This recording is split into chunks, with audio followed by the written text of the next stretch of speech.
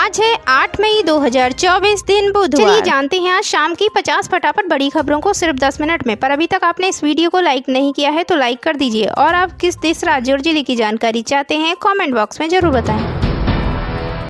3 चरणों का मतदान खत्म, बीजेपी को कहां हो सकता है नुकसान। बता दें लोकसभा चुनाव 7 चरणों में होने वाला है। 7 में से 3 चरण का मतदान खत्म हो चुका है। 7 अप्रैल को तीसरे चरण का मतदान संपन्न हुआ। अब सवाल उठ रहा है कि आखिर जनता किसे सत्ता में लाने के लिए मतदान कर रही है। वहीं तीसरे चरण में हुए मतदान में बीजेपी का सुपड़ा साफ होता नजर आ रहा है। चुनावी सर्वे के मुताबिक महाराष्ट्र, पश्चिम बंगाल, बिहार में जीतना बीजेपी के लिए सबसे कठिन है। इसके अलावा कर्नाटक भी बीजेपी के लिए चुनौतीपूर्ण माना जा रहा है। भले ही बीजेपी पूरे आत्मविश्वास से इन राज्यों में चुनाव लड़ रही है, लेकिन यहाँ सीटों को बढ़ा पाना बड़ी चुनौती है। तुर्की ने एक और चर्च को मस्जिद में किया तब्दील। राष्ट्रपति एर्दोगन ने की औपचारिक घोषणा, कई देशों ने की आलोचना।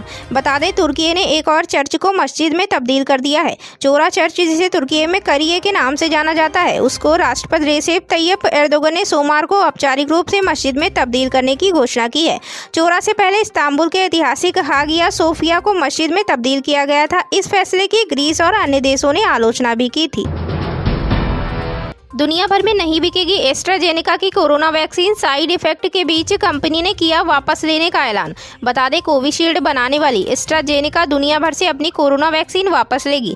मंगलवार 7 मई 2024 को ब्रिटिश स्वीडिश मूल की मल्टीनेशनल फार्मास्यूटिकल और बायोटेक्नोलॉजी कंपनी की ओर से बताया गया कि उसने वैक्सीन को वापस लेने से जुड़ी प्रक्रिया शुरू कर दी है। समाचार एजेंसी रॉयटर्स की रिपोर्ट में आगे कंपनी ने के हवाले से यह भी बताया गया है कि मांग में गिरावट की वजह से उसे यह कदम उठाना पड़ रहा है।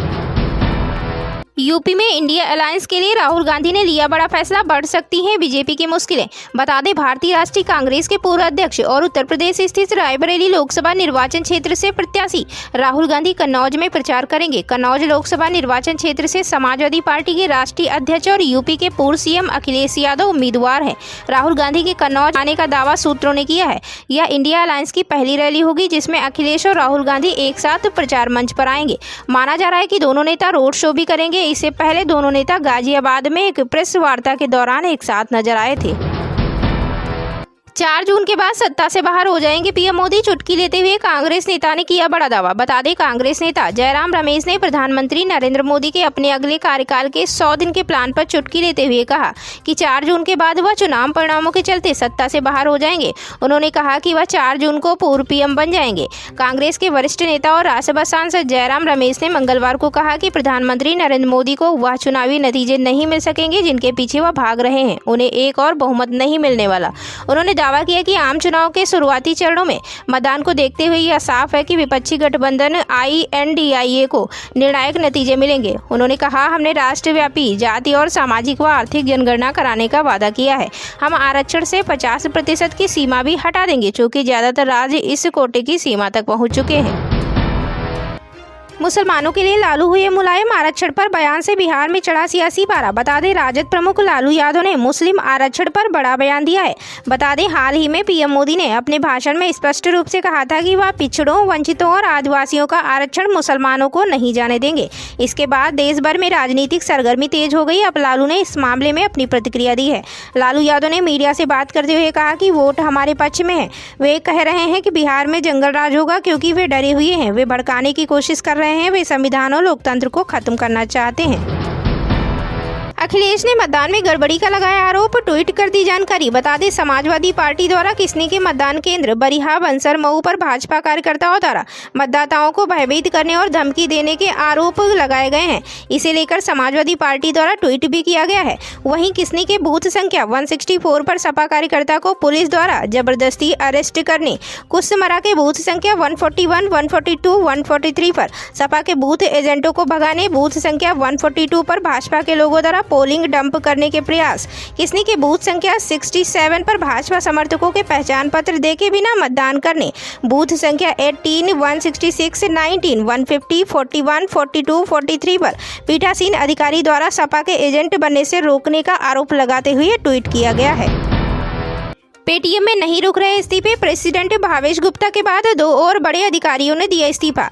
बता दें, संकट में फंसी फिनटेक कंपनी पेटीएम से बड़े अधिकारियों के इस्तीफे जारी हैं। चंद दिनों पहले ही कंपनी के प्रेसिडेंट और सीईओ भावेश गुप्ता ने अपना इस्तीफा सौंप दिया था।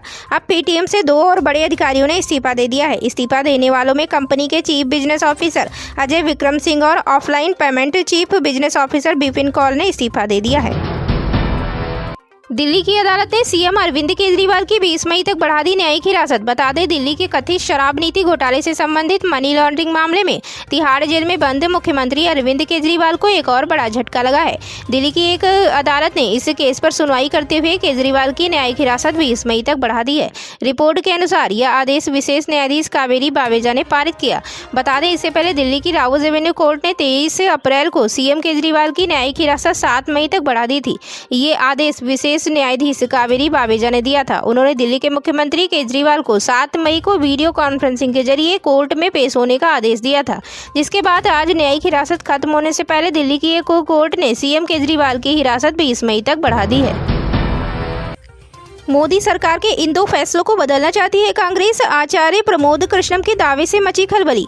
बता दें, प्रधानमंत्री नरेंद्र मोदी ने हाल ही में एक इंटरव्यू में कांग्रेस पार्टी के पूर्व नेता का हवाला देते हुए कहा था कि कांग्रेस नेता राम मंदिर पर सुप्रीम कोर्ट के फैसले को पलटने की मंशा रखते हैं। अब इसको लेकर पूर्व कांग्रेस नेता आचार्य प्रमोद कृष्णम ने जवाब दिया।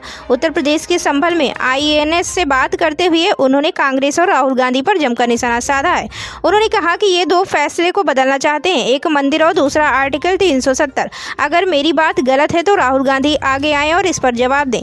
देश के सामने आकर बोले कि आर्टिकल 370 को फिर से लागू नहीं करेंगे। वो बोले कि हम राम मंदिर के फैसले का रिव्यू नहीं करेंगे।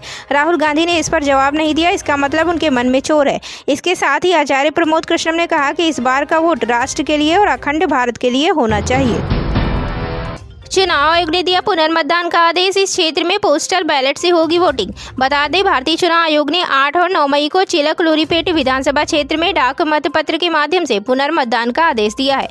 यह घोषणा करते हुए कि चुनाव ड्यूटी पर सरकारी कर्मचारियों द्वारा उपयोग किए गए सभी 1219 EVM मतपत्र अवैध हैं। दरअसल 5 मई को चिलक लूरीपेट में स्थापित सुविधा केंद्र में डाक मतपत्रों के बजाय मतदाताओं को EVM मतपत्र जारी किए गए थे।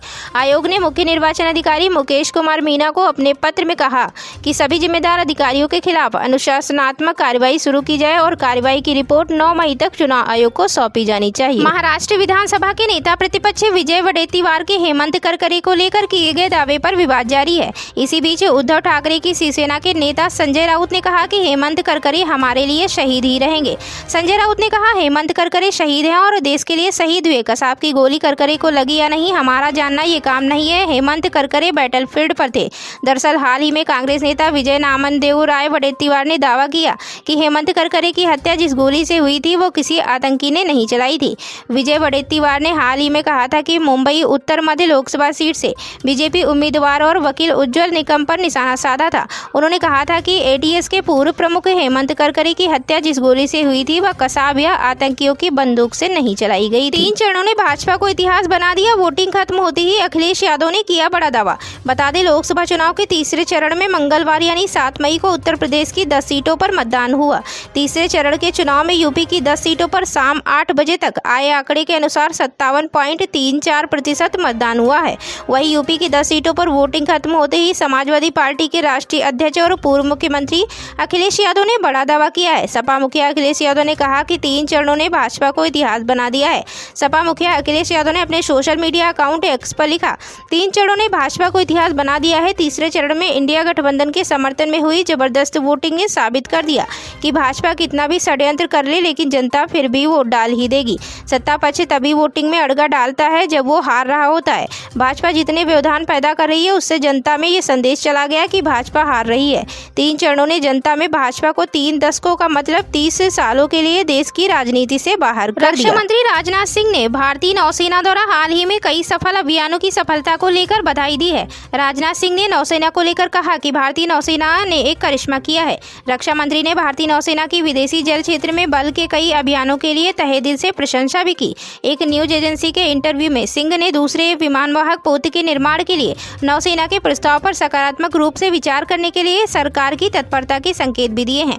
राजनाथ सिंह ने कहा, भारत का वार्षिक रक्षा निर्यात 2023-24 में पहली बार 21,000 करोड़ रुपए पार कर गया और उनके मंत्रालय ने अगले 5-6 वर्षों में इसे बढ़ाकर 50,000 करोड़ रुपए करने का लक्ष्य रखा है। उन्होंने कहा, हम इसे 2029-30 तक 50,000 करोड़ रुपए से अधिक तक ले जाएंगे। राजनाथ सिंह ने आगे कहा कि रणनीतिक जलमार्गों में नौसेना के अभियानों पर सिंह ने कहा कि सुरक्षा बल पर प्रशंसा का पात्र है। उन्होंने कहा, भारत की नौसेना ने करिश्मा कर दिखाया है। नौसेना को बधाई।